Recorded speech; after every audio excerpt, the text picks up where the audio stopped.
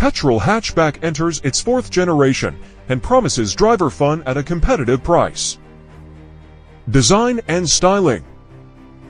Despite the different technical makeup between the EVE and the ICE car, it's a deliberate strategy. Mini calls it the power of choice. It's a Mini first, and the powertrain is just another choice. That's reflected in the naming too. All hatchbacks are now called Cooper. E or SE is added for the electric versions, and see the 1.5-liter 3-cylinder reviewed here, or S the 2.0-liter 4-cylinder, for the petrol variants. There has been something of a rationalization of the model range. A more hardcore John Cooper Works is coming later this year, but the entry-level 1 version has gone, as have manual gearboxes. Instead, the engines always drive through a 7-speed, dual-clutch automatic. The simplification ends at the suspension. Mini hasn't followed the pack and fitted a cheaper torsion beam rear suspension. Instead, the Cooper retains a multi-link arrangement, like it has had since BMW modernized the Mini in 2001. Interior.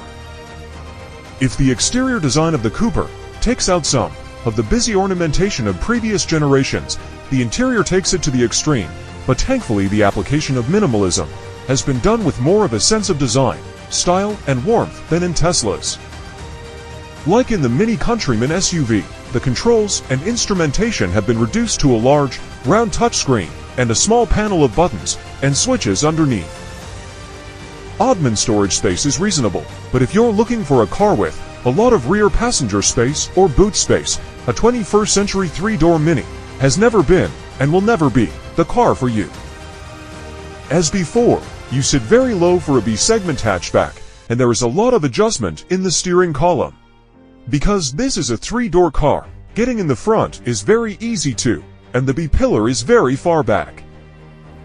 We will end on a niggle, though, because the seats have lost their adjustable cushion tilt and length and their adjustable lumbar support, which makes them slightly less comfortable than in the old Mini. Engines and performance.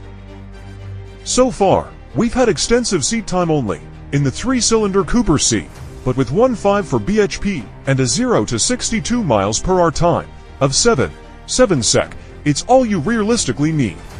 In fact, it's not far off the Cooper S from 2002. But there's one big, fundamental, baffling problem, unless you choose the Sport version, which you might not want to, because it costs an additional £3,500, and its cosmetic addenda are an acquired taste and a bit much for some. There's no manual mode.